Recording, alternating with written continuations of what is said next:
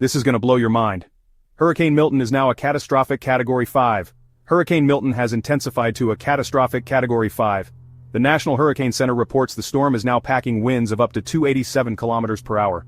It's barreling towards Florida at a speed of 14.5 kilometers per hour. Meteorologists are warning of potentially catastrophic damage to Florida's coastline.